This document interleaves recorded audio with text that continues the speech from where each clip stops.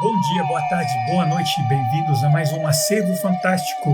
Na verdade não é mais um Acervo Fantástico, é o nosso 50º episódio. Por incrível que pareça, 50 episódios do Acervo, caramba. Estamos aqui, né, festejando essa grande data e continuando nossa temporada de vampiros, que também é uma temporada bastante solicitada pelos nossos ouvintes, né? Espero que vocês estejam gostando. A gente já lançou o Nosferatu, ainda tem muita coisa legal pela frente. E hoje, né, seguindo a temporada, é um filme sueco de 2008 chamado Deixe Ela Entrar, do Thomas Alfredson. É um filme, né, entre aspas, romance, né, vampiros crianças e tal. É um filme de época que se passa nos anos 80, na Suécia. Filme que é bastante popular e tal.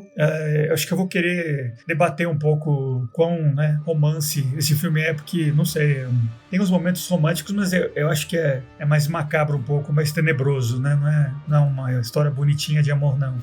Deixa eu apresentar meus co-hosts antes da gente começar a falar do filme mesmo. Grande Igor de Campos. Olá a todos e todas que estão nos escutando, é sempre um prazer estar aqui conversando com vocês, cavalheiros, a respeito desses filmes, sim, românticos, mas também macabros e perturbadores e totalmente escandinavos. E o Diego Nunes também está aqui com a gente. E aí, pessoal, beleza? Muito empolgado pra esse filme, até porque foi eu que recomendei, né? Esse filme, eu acho que tenho certeza que ele é muito querido por quem é fã de vampiro, e eu também sou, e adoro esse filme, e li o livro, adorei também, super empolgado. Perfeito. Eu sou o Felipe Sobreiro.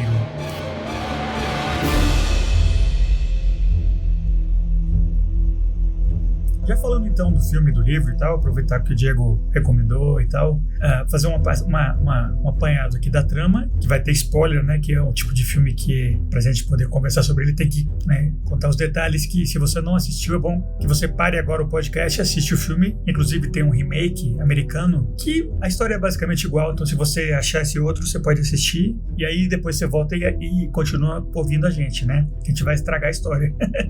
Então, eu tava falando, né, se passa na Suécia, nos anos 80, você acompanha um menino, Oscar, um menino meio introspectivo, filho de um casal divorciado, ele mora com a mãe, ele é vítima de bullying constante, ele é meio esquisito, assim, e no bairro dele, assim, no conjunto onde ele mora, assim, aparece uma criança nova, né, que é uma menina que no meio do neve lá tá sempre meio descalça, meio sem casaco, e eles ficam amigos e tal, e ao mesmo tempo você vai descobrindo que tem umas mortes rolando e tal, e eventualmente é revelado que essa menina nova, Eli, ou Ili, né, que na verdade é uma vampira, né, e ela tem aqui um familiar dela, um assistente que procura vítimas para ela e cata sangue, né, então tem todo esse elemento de que tem crimes rolando e é tudo, né, para alimentar ela. Eventualmente esse assessor dela, esse familiar, ele se machuca numa tentativa de pegar sangue para ela. Ele meio que se automutila, né, com ácido. Depois ele se joga da janela do hospital. Aí ela fica sem nenhum apoio, né? E aí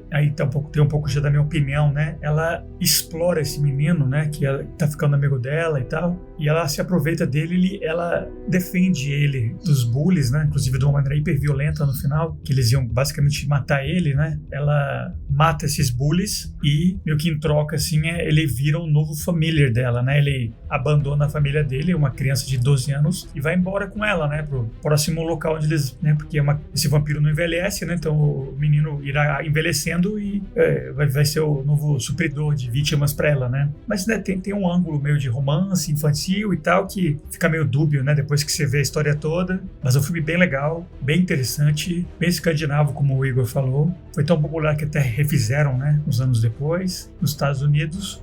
Mas deixa eu perguntar então pro Diegão, você que recomendou e você que leu o livro, né? Quais são as suas impressões e tal, em geral, da história toda, né? Do livro, do filme, o que levou você a recomendar, apesar de que, né? Obviamente um filme famoso, né? Mas o que te inspirou nele para trazer ele para nossa temporada e pro episódio número 50 do Acervo? O episódio 50 eu não tinha ideia, né, de que ia ser. Mas é coincidência. Mas eu acho que sim, é um filme bem querido, né? É um filme bom, é um filme de alta qualidade. Eu acho que ele combina bem com o episódio 50, sem problema nenhum. Eu assisti ele pela primeira vez depois de ter visto o filme americano, né? Eu vi o filme americano primeiro, que a gente, né? Foi quando lançou o filme sueco foi lançado. Eu não lembro por quê, né? Mas de alguma forma eu não assisti esse filme no cinema, né? Me arrependi um pouco, né? Me arrependi bastante, na verdade, né? E aí assisti o filme americano e achei um filme americano muito bom, né? Eu gostei bastante. Na época, a Chloe Moretz, ela estava muito famosa, né? Por causa do Jackass, né? Tudo, Não. né? Kick-Ass. Kick-Ass. Jackass é fantástico, né? É o grupo. Jackass, a ela galera. fazendo umas pegadinhas lá com... Que eu adoro. É a única coisa popular, reality show que eu adoro é Jackass. Já vi tudo. Mas assim, Kick-Ass, ela tava famosíssima, né? De ser uma criança bem pequena, uma criança mesmo, de 10 anos, dando porrada e falando palavrão, chutando, dando tiro, matando gente e tal. É um filme bem legal. Então eu assisti por causa dela, né? E gosto de vampiro, filme de terror, né?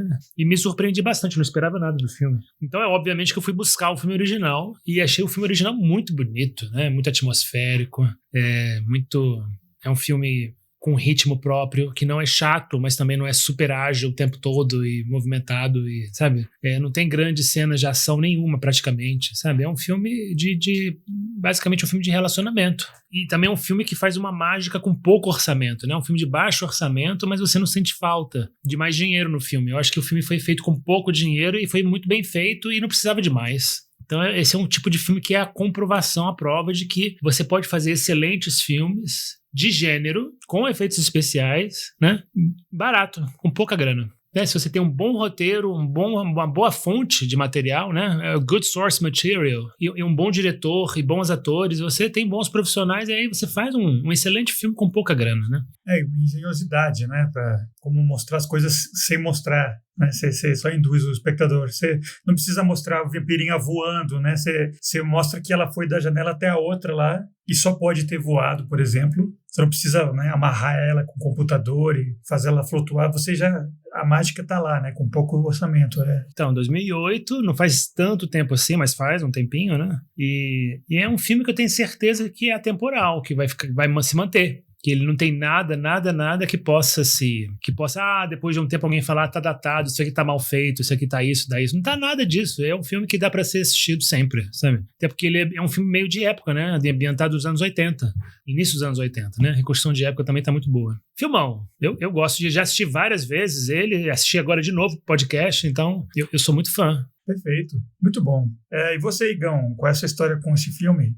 Eu assisti esse filme quando ele saiu, mais ou menos. Assim, talvez com um ano de atraso, né? Filipão falou que esse filme é um filme de 2008, então eu provavelmente assisti ele em 2009, né? Eu, infelizmente, não assisti ele pela primeira vez no cinema. Eu assisti ele, olha só que coisa, consegui achar esse filme completo na época no YouTube. Na época o YouTube, ele ainda não tinha filmes, né? Mas alguém pirateou esse filme e fez o upload do vídeo no YouTube. Aí eu consegui assistir o filme e achei ele lindo, achei ele belíssimo. E eventualmente depois eu consegui assistir esse filme no cinema, em alguma reprise, algum festival de cinema escandinavo, alguma coisa assim, agora eu não recordo exatamente quando, mas eu fiz questão de assistir esse filme no cinema porque eu achei ele muito bonito, eu acho esse filme muito bonito. Inclusive, né, ao contrário do Diego, eu tive uma certa resistência a assistir o filme norte-americano, porque eu tenho traumas, né, do cinema norte-americano tentando refazer os meus filmes europeus favoritos. Isso aconteceu pela primeira vez com Asas do Desejo, do Wim Wenders, em que eles fizeram aquela refilmagem esdrúxula, né, com a Meg Ryan e o Nicolas Cage, Cidade dos Anjos, né? Eu acho esse filme horroroso, né? Com uma trilha sonora cafona, né? Que marcou a época e tudo mais, Google Dolls, né? Alanis Morissette, né? Então, desculpe, se você gosta dessa trilha sonora, eu estou te julgando agora nesse momento, né? Porque esse filme é um erro do começo ao fim, e esse foi meu primeiro trauma, né? O cinema americano usurpando, né, os meus prazeres europeus e transformando, né, em enlatados, né, para o consumo das massas. Então eu achei que com a versão norte-americana do Deixa Ela Entrar não seria diferente, mas foi diferente, porque é um filme bom também. Eu particularmente não acho que ele é tão bom quanto o original sueco, mas ele tem um enfoque diferente também. A gente pode falar disso também, né, se for o caso, né, ao longo da nossa conversa hoje. Mas o original, o filme sueco Deixa Ele Entrar, bom, assim, gostei muito do filme, gosto muito do filme ainda, porque ele me parece uma inusitada mistura entre um drama, desses dramas realistas, né, que são mais ou menos típicos do cinema escandinavo, especificamente do cinema escandinavo dos anos 80, que mostra um personagem, uma criança, né, passando por tribulações, e ele não deixa de ser uma espécie de bildungsroman, mostrando o processo de transformação e amadurecimento de um personagem ao longo dos anos. E ele, além disso tudo, né, ele é um filme de vampiro, o que eu acho que deixa ele super bacana, super cool, né, super acessível e interessante de ser assistido. Então essa mistura inusitada que o filme traz, eu acho interessantíssima e eu acho muito bem executada, porque o filme, ele ao mesmo tempo, ele é muito bonito, né? Se você for assisti-lo pensando que ele é uma história entre duas pessoas, duas crianças, né, que se encontram, estabelece uma relação romântica, né? Quer dizer, a gente pode até discutir isso, né? É uma relação romântica que eles têm, né? É uma relação romântica, mas inusitada, perturbadora, enfim, né? A gente vai conversar sobre isso. Então tem essa leitura do filme, e também como filme de horror, eu acho que ele funciona muito bem, sabe? Eu acho que ele tem sequências muito tensas, sabe? Tem muito sangue. Eu acho que ele entra um pouquinho, sabe, naquele zeitgeist da primeira década dos anos 2000, que produziu certos filmes de horror extremos, como, por exemplo, Hostel, do Eli Roth, e o próprio, eu esqueci, o Jigsaw, Jogos Mortais, né, do James Wan. Ele não chega a ser tão violento quanto esses filmes, né? Claro, assim, ele não chega a ser um filme de horror extremo, mas eu acho que ele tá um pouquinho, assim, dentro dessa pegada, assim, ele tá mais para esses filmes do que exatamente para aquilo que estava sendo feito com os vampiros nos Estados Unidos. E aí eu tô pensando especificamente, né, na série Twilight, essa vampira, né, a Ellie, do Deixa Ela Entrar, ela não é uma vampira de Twilight, ela não é dessa mesma raça de vampiros, né, ela é de uma outra raça, de um outro clã de vampiros. Então isso foi uma quebra muito interessante também. Então, é um filme que eu gosto muito, tô ansioso para conversar com vocês a respeito desse filme, saber o que vocês acham e a gente destrinchar os temas do Deixa Ela Entrar, porque eu acho que é um grande filme e eu também, assim como o Diego, recomendo para todos aqueles que curtem cinema, assistam esse filme, porque independentemente do gênero dele, né, seja romance, seja horror, eu acho que é um grande filme. Complementando o que o Igor está falando, né, sobre esse filme ter um apelo geral, o próprio diretor e o roteirista, né, que é o novelista, né, que é o romancista, né, escreveu o livro original, eu li que ambos eles não têm nenhum interesse em vampiros, particularmente, assim. Não são nerds de vampiro, sabe? Eles se interessaram por esse tema por outros motivos, né? Então é um filme que realmente tem vários aspectos, né? E tem várias camadas, né? Que vão muito além do mito do vampiro, né? A gente pode falar muito mais coisas, né? Mas acho legal começar a discussão pelo tipo de vampiro que ela é, né? Ela é uma vampira, se você assiste o filme algumas vezes, né, e pensa nela, no arco, né, dela, né, do início ao fim, né, ela é uma vampira que é muito mais monstrinha, né, monstra do que a vampira romântica heróica, né, o heróico, eu acho, né. Talvez ela seja mais desse time do Nosferatu do que o Drácula do Gary Oldman, né. O que vocês acham?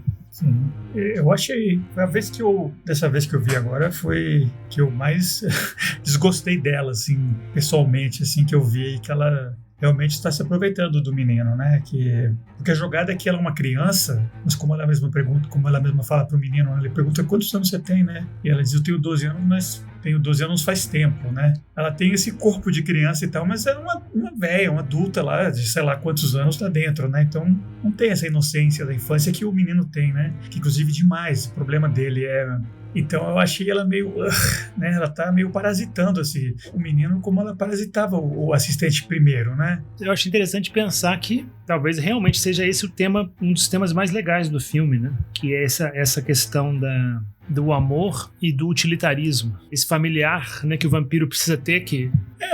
eu conheço com esse termo, né, que nem tem naquele filme dos anos 80, Fright Night, né, o nome que eles dão tradicionalmente é familiar, né, que é o vampiro tem um assistente humano que pode andar durante o dia pra fazer tudo que o vampiro não pode, né, então familiar, acho que serve. Ela tá vendo que o familiar dela, né, ele tá velho, ele não tá conseguindo mais matar a galera sem testemunhas, né, e eficientemente, né, ele inclusive o filme ele não consegue matar ninguém de verdade, assim, sabe? Ele mata o primeiro, mas depois não consegue matar o segundo, e ela acaba não bebendo nenhum sangue desses caras que ele tenta resgatar pra ela. Ela tem que ir lá, ela mesma, né, montar em cima de alguém no túnel e mandar ver, e beber sangue, né, pra ela, né, não morrer. E ela tá vendo, então, que ela precisa de alguém novo, sabe? Ela precisa. E ela vê que realmente esse menino, ele é perfeito, porque além dele gostar dela, e ser apaixonado, e ser meio carente, né, e precisar de atenção, de amor e tudo, né, ele tem uma raiva, ele tem uma ira, ele tem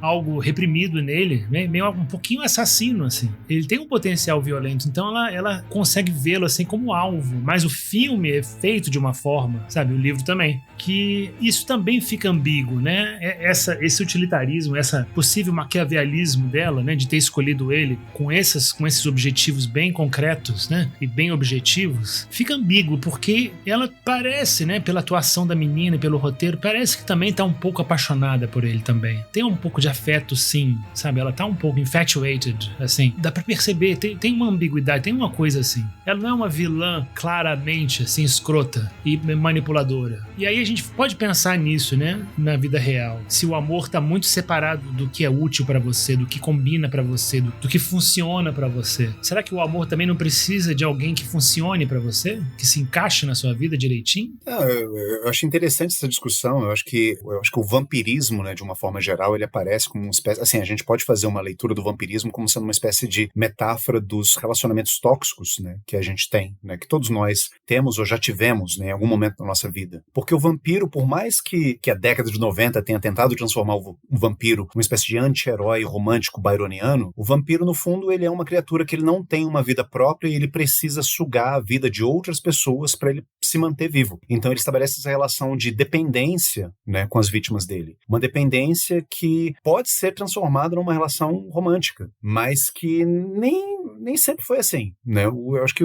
várias histórias clássicas, inclusive, de vampiro, o vampiro, ele não tem esse papel romântico, ele não é esse galã mal compreendido, né? Ele não é essa vítima da sociedade. O vampiro, ele era realmente um monstro, né? Que ele só está, que manipula as suas vítimas de forma a conseguir aquilo que ele precisa para ele prolongar a existência dele. Eu acho que esses afetos, eles se misturam. No filme, por exemplo, a Ellie, ela parece que tem um afeto, né, genuíno pelo Oscar, mas por um outro lado também ela precisa do Oscar, né, para ela poder continuar perpetuando a existência, porque o filme ele começa nisso, né? Ele começa com o familiar dela, o comensal dela, vivendo uma espécie de crise, né, uma crise de meia-idade, do tipo assim, poxa, o único propósito da minha existência é trabalhar para sustentar, né, de certa forma, a vida dessa criatura milenar por quem eu sou apaixonado. Quer dizer, no filme não fica muito claro qual é a relação que eles têm. Eu acho que no livro, né, para quem lê o livro, isso tá mais óbvio. Eles têm uma relação romântica. Há um elemento, inclusive, perturbadoramente pedofílico, né, na relação deles, no livro. Mas no filme dá a entender que ele é uma espécie de pai dela. Ou pelo menos assim, a gente pode até imaginar no começo do filme, assim, sabe? Que ele tem um papel muito mais paternal na vida dela do que exatamente romântico. Então o filme ele começa com essa crise, né? O Hakan, ele se questionando, putz, mas então minha vida é isso, né? Eu tenho que matar pessoas, né, para poder dar o sangue para essa menina por quem, né, eu sou apaixonado, ou então de quem eu tenho que cuidar. E ele começa a falhar. Eu acho que não só porque ele tá velhinho, né? E ele nem tá tão velhinho assim. Eu lembro que no livro ele tem 45 anos, né? Então ele não tá velho. É um velhinho. É o velhinho, né? Assim. Mas parece que o personagem, da forma como ele é retratado no filme, ele é mais velho. Ele tem, obviamente, bem mais do que 45 anos, né? Seja qual for a idade dele, ele se sente velho para ficar performando esse papel. E ele quer parar. E nisso que ele quer parar, ela tem que achar um substituto para ele. E aí ela encontra o Oscar, que é esse menino que sofre bullying e tudo mais. E a gente pode até questionar, né, se o Oscar realmente é essa criança inocente, né? Porque, assim, claro, né, eu empatizo com o Oscar. Ele é solitário, ele não tem a atenção dos pais, né? Ele vem de um lar marcado pelo divórcio, né? Ele tem que viajar não sei quantos quilômetros para poder ver o pai dele, que é uma figura distante. Ele sofre bullying na escola. Mas ele é uma criança também sui generis, né? Assim, eu não sei se ele é exatamente tão inocente. Por exemplo, ele tem essa obsessão com assassinatos em série, com crimes. E a primeira coisa que a gente escuta no filme sueco é a voz do Oscar, né?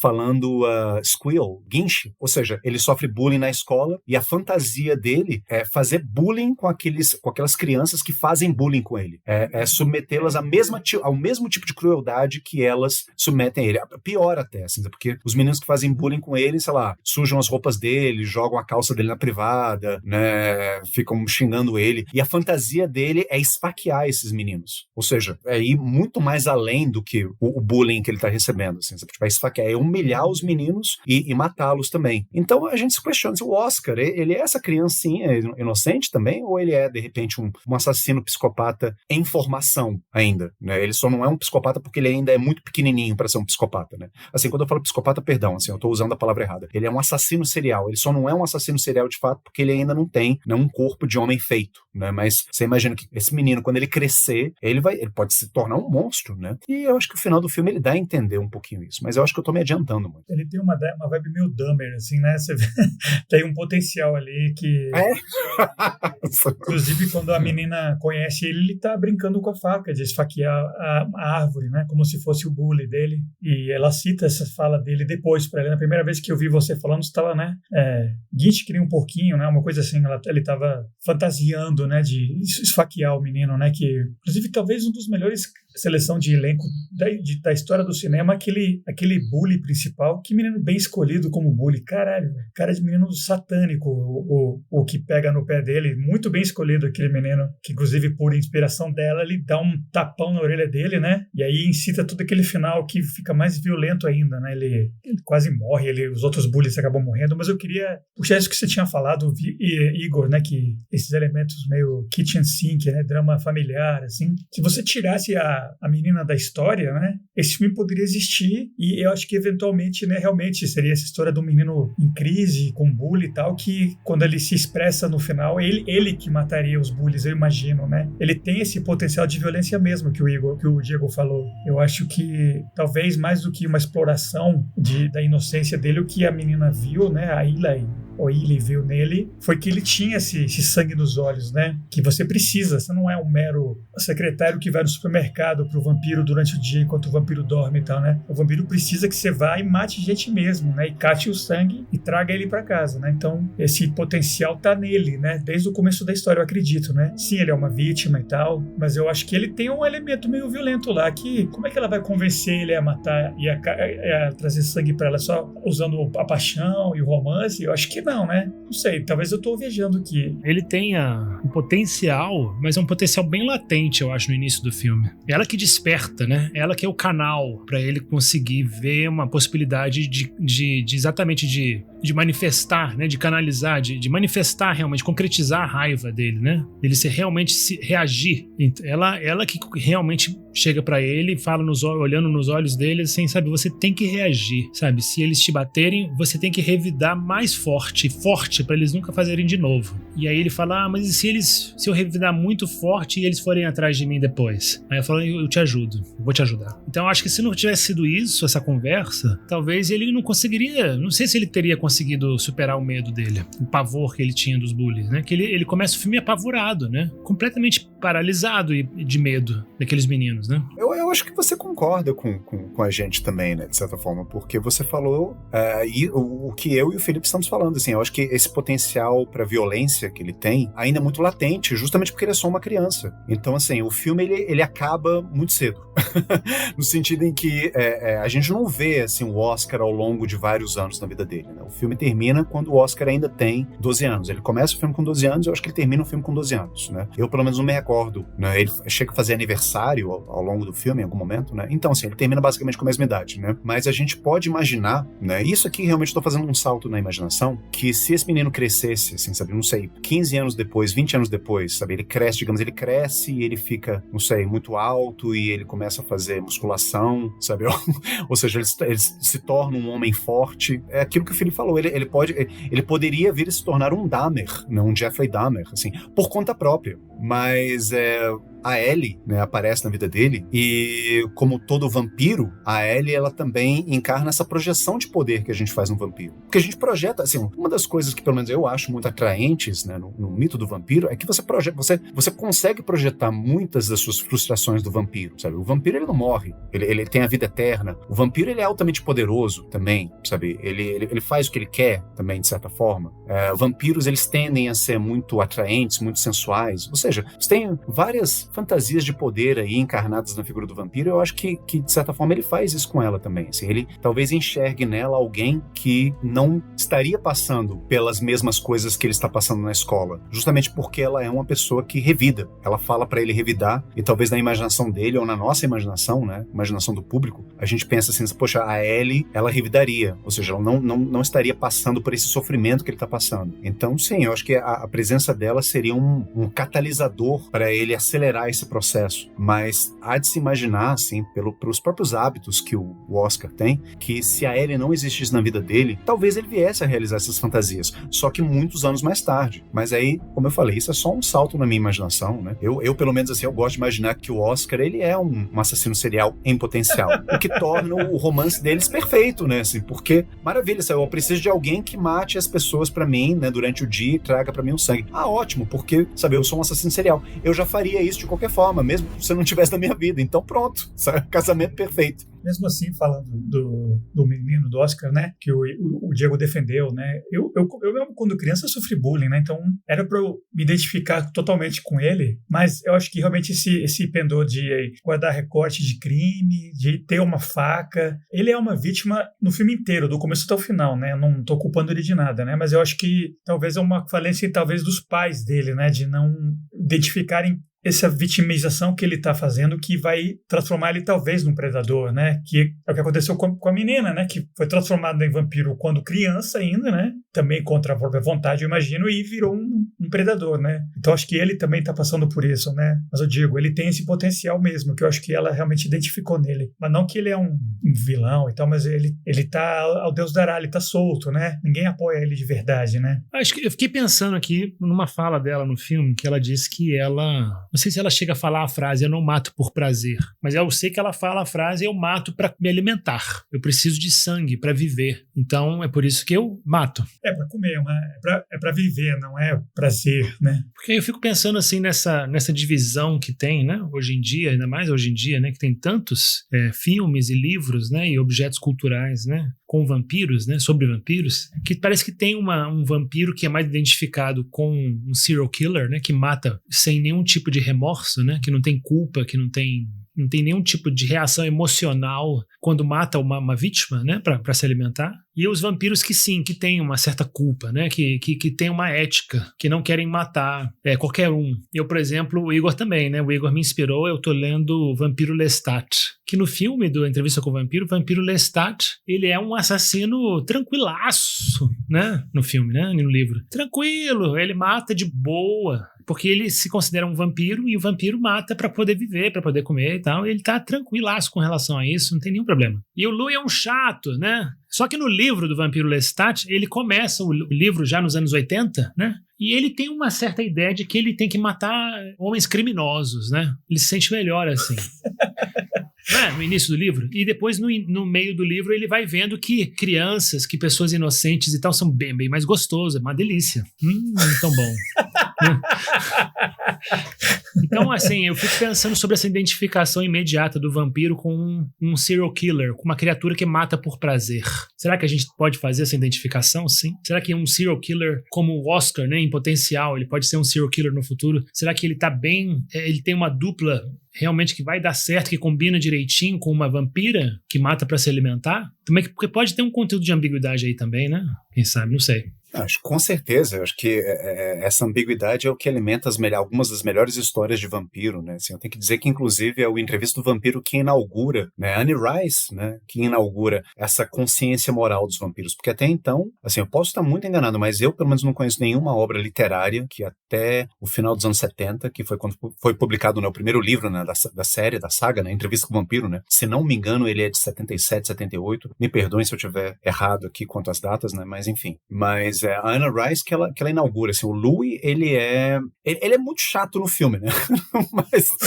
mas no livro ele é um personagem mais interessante, assim, sabe? Porque ele é um cara meio dandy, sabe? Que tem uma aspiração religiosa muito forte, que uma coisa que foi tirada totalmente do filme. Então, essa moralidade dele, assim, sabe? Tem um fundamento muito grande na própria biografia dele, do personagem.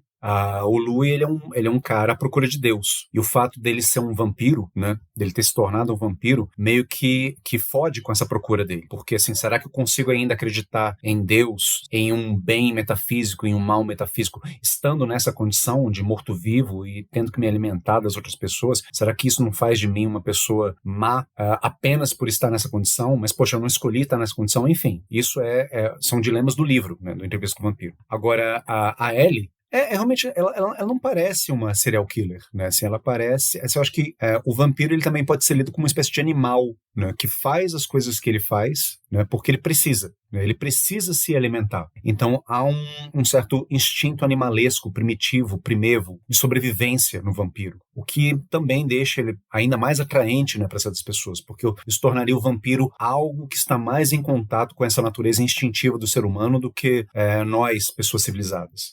Eu tenho minhas dúvidas se o serial killer é uma metáfora assim tão clara do vampiro, porque eu não sei, eu não sou nenhum psicólogo forense, né? Mas eu sou um entusiasta por true crime, documentários e séries sobre assassinos seriais, né? Então, assim, eu não sou um expert, mas eu posso falar com uma certa propriedade, né? De alguém que gosta muito desse tema. Porque, assim, eu falei essas coisas todas do Oscar, mas me entendam, por favor, assim, cavalheiros e também caros ouvintes, assim, eu não estou condenando moralmente o Oscar por ele se sentir atraído por essas morbidezas, porque eu me identifico com ele nesse sentido. E eu acho que isso faz parte da nossa vida fantasiosa. Sim, você fantasia essas coisas, né? O problema é quando você fantasia tirar essas coisas do mundo da fantasia e performá-las na vida real. E você perde essa diferença entre o que é real e o que deveria estar confinado apenas às suas fantasias mentais. Esse que é o grande problema. Mas é nisso que entra a civilização, né? Justamente para reprimir essas coisas que a gente tem. Mas, não sei, fico perguntando se o serial killer realmente é uma boa metáfora para o vampiro, porque eu não sei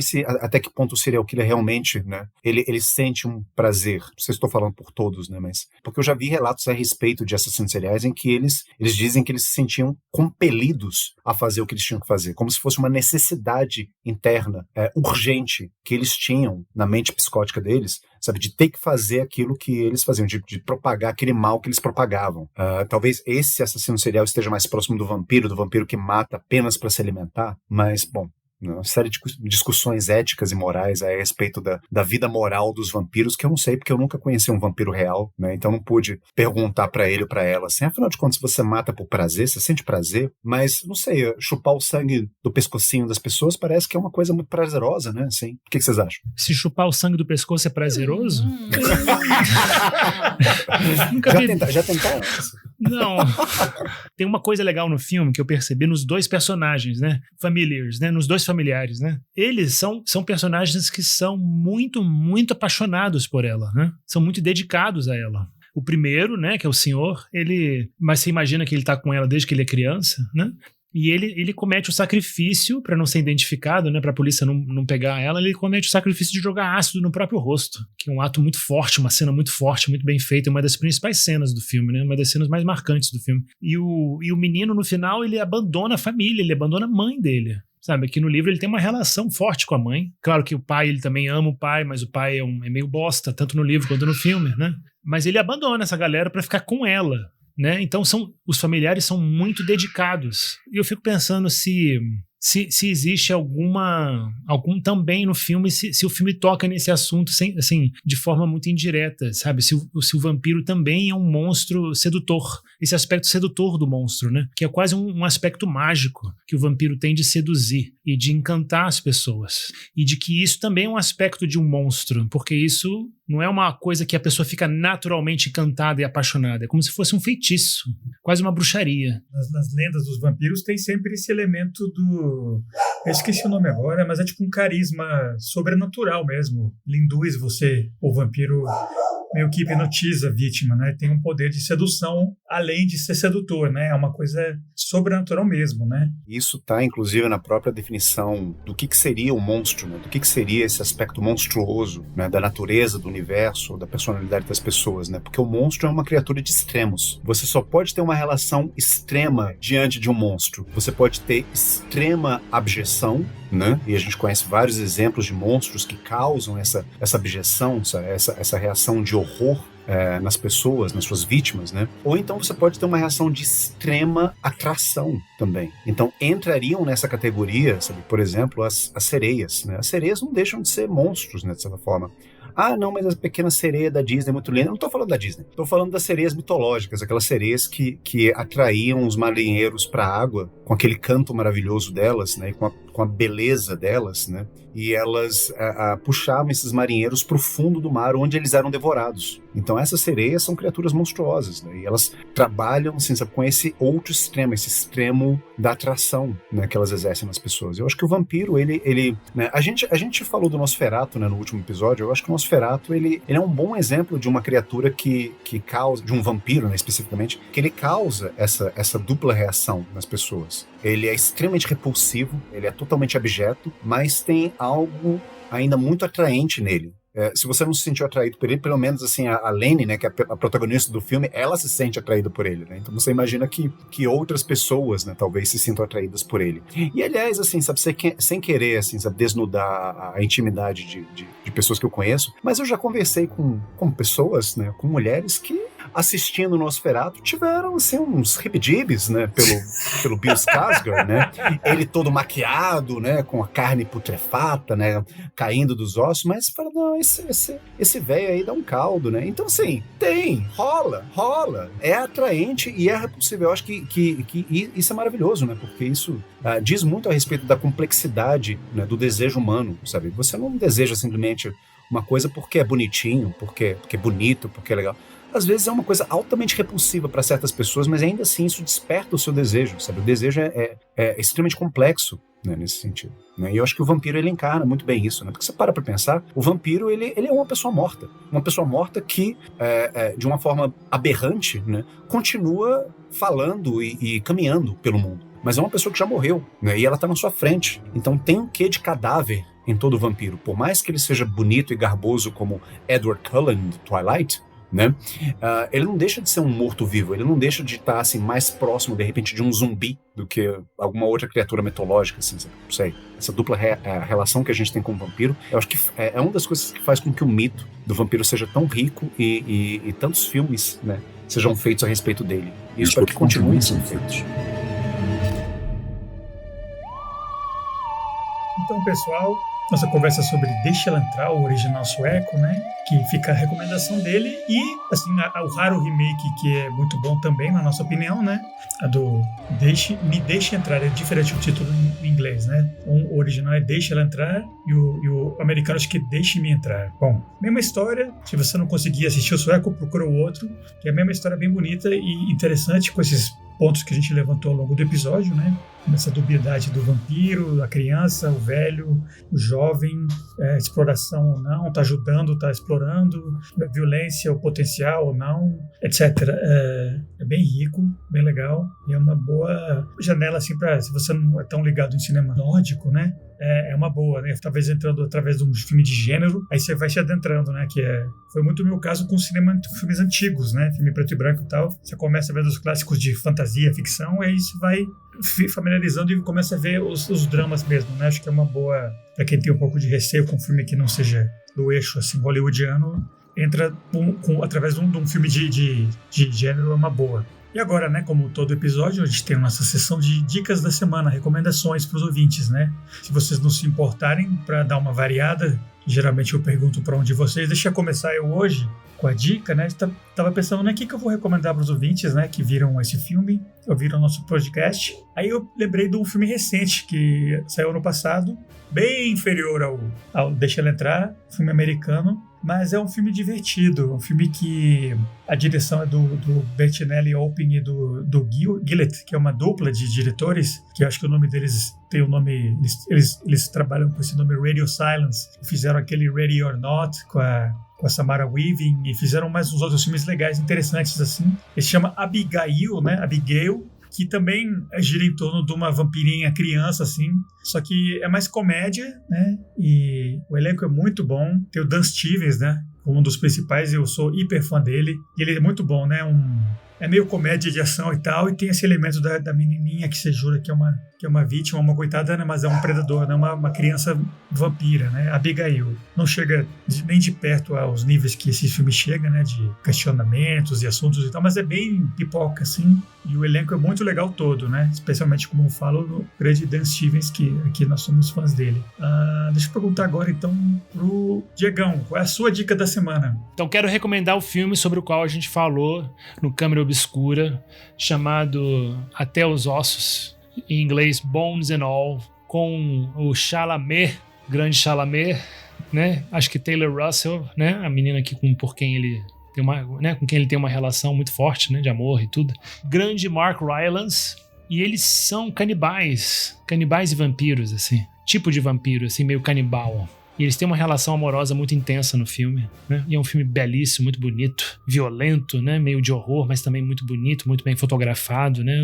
Luca Guadagnino, diretor do filme, ele nunca faz filmes feios, né? Os filmes dele são todos sempre muito lindos, muito bonitos, né? Muito bem filmados e fotografados. Esse filme não é diferente, né? E atuações excelentes. Então é um filme de amor entre canibais, entre vampiros, né? E, então acho que tem uma relação aí e é um filme que vale a pena ser visto. Não foi muito visto, né? Por causa das cenas chocantes, né? Porque esse tema realmente é um tema difícil de ter um apelo mais geral, mundial, mais mainstream, né? É um tema bem tabu, canibalismo, mas é um bom filme, um belo filme.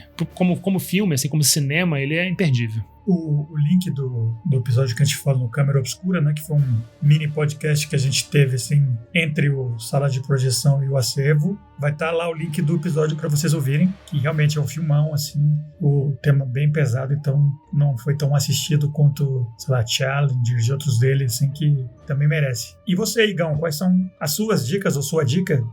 Filipão, eu tenho 2 dicas para a semana para aquelas pessoas que assistiram o Deixe-me Entrar ou Deixa Ela Entrar, né, o filme sueco ou o filme norte-americano, e gostaram desse aspecto formativo, né, dos personagens, da história dos personagens no filme. Recomendo um filme sueco que, engraçado falar, foi um dos filmes da minha infância, né? Mas não é exatamente um filme infantil. Ele é um filme a respeito de um garoto passando por todas essas agruras e vicissitudes, né, da vida infantil, e o processo de crescimento e amadurecimento dele, e também a descoberta do amor. É um filme que eu acho encantador, né, chamado Minha Vida de Cachorro, um filme de 1985. Eu não vou saber falar que de jeito nenhum o título original é em sueco, mas super recomendo que vocês assistam, né, porque eu acho que é um filme, assim, eu acho que é o filme que mais chega perto daquilo que seria um feel-good movie feito na Suécia. Os suecos que... para quem conhece o cinema escandinavo, sabe que os suecos, eles não são muito fãs, assim, sabe, de coisas que a gente aprecia tanto aqui no Brasil, tipo, ser feliz e ser alegre e estar de bem com a vida, né? Eles não são muito, eles não curtem muitas dessas coisas. Então, assim, mas o mais próximo que eles chegam de um feel-good movie seria esse Minha Vida de Cachorro, que é um filme, ele é um pouco difícil, sabe? Ele é um pouco melancólico também, mas que eu acho ele encantador. Mas, para aquelas pessoas que querem, já que a gente está numa temporada de vampiros, né? Eu acho que não posso deixar de também recomendar um filme de vampiros. Recomendo um filme mais ou menos esquecido dos anos 90, né, mais especificamente de 1995, um filme dirigido pelo diretor independente Michael Almereyda, né, chamado Nadia. É um filme que eu acho muito interessante, é um filme independente, né, então ele também, assim como o Deixa Ela Entrar, é um filme feito com baixíssimo orçamento, câmera praticamente na mão, ele mistura inclusive celuloide com câmera digital, com imagens digitais, o que na época era muito inovador. Ele tem uma trilha sonora muito bacana, tem uma participação especial do David Lynch, como uma espécie de agente funerário que trabalha para a polícia. E é um filme sobre... Bom, assim, é um filme sobre a filha do Drácula, que quando o Drácula finalmente é morto pelo Van Helsing, ela vê nisso a possibilidade dela finalmente viver a vida dela como ela quer. Tem alguns elementos de humor, mas o filme ele não chega a ser uma comédia, não. É um filme sério. Mas eu acho um filme delicioso de se ver, divertidíssimo. Tem interpretações fantásticas. Tem Peter Fonda fazendo um Van Helsing totalmente lisérgico, sabe? Uma espécie de hippie velho, sabe, que não tem mais papel. Ele compara o Drácula ao Elvis. Ele fala assim, no final da vida dele ele estava que nem o Elvis, você sabe, muito cansado, ele já não acreditava mais naquilo. Eu falei, cara, que absurdo isso. Como eu falei, tem elementos cômicos, mas não chega a ser uma comédia. Mas recomendo aí, pra quem não assistiu, né, está à procura de um filme de vampiros diferenciado, com toques cômicos e com toques existencialistas, né, tá aí, Nádia, do Michael Merida. Eu acho que é uma boa indicação. Muito bom, perfeito. Então, galera, vamos aproveitar que a gente já mencionou o filme até hoje e tal, e ele continua vários desses assuntos que a gente conversou hoje. Pessoa transformada em vampiro desde criança, se você como um vampiro obtém prazer nessa sua natureza predatória ou não, se você sente culpa ou não. E o nosso próximo episódio vai ser Entrevista com o Vampiro, do Neil Jordan, baseado no livro da Anne Rice, com Brad Pitt, Tom Cruise. É um filme que, se bobear, é o filme mais solicitado pelos nossos ouvintes, desde a época que a gente fez aquela enquete de qual vai ser a próxima temporada, que acabou ganhando Realidade ou Ilusão e Vampiros ficou de segundo. Muita gente, desde antes, já estava falando, vocês podiam falar sobre Entrevista com o Vampiro, quando é que vai ter Entrevista com o Vampiro? Então tá aí. Daqui a 2 semanas, continuando nossa temporada, o episódio vai ser Entrevista com o Vampiro. É isso, galera. Então bora dar tchau pros ouvintes. Diegão. Tchau! Tô brincando. Foi ótimo, galera. Gostei muito. Achei que a gente abordou vários assuntos legais sobre o filme. Não esperava que a gente fosse falar com a profundidade que a gente falou. Foi muito bom, me diverti muito. Um grande abraço a todos e não percam por esperar o próximo episódio. Fantástico. Muito bom. Igão. Então é isso, gente. Muito obrigado a todos e todas que tiveram a paciência de me escutar até esse momento. Estou super ansioso pra gente falar desse filme que foi tão importante pra mim quando ele saiu, né? Entrevista com o Vampiro. É um filme que eu assisti, inclusive eu acho que eu assisti com você, Diegão, no cinema. Posso estar errado, né? Mas eu acho que a gente foi pro cinema, né? Naquela época. Isso, 1900 não interessa a ninguém, né? Pra ver o Entrevista com o Vampiro no cinema. Não me lembro nem a pau. Não lembro, porque eu sou apenas um detalhe na sua vida, né? Lágrimas caindo aqui. Não me lembro de ter visto no cinema, não, esse filme. Só no vídeo. Você não lembra de ter visto no cinema? Não lembra de ter visto esse filme comigo? Diego, você é tão frio e calculista quanto um vampiro, né?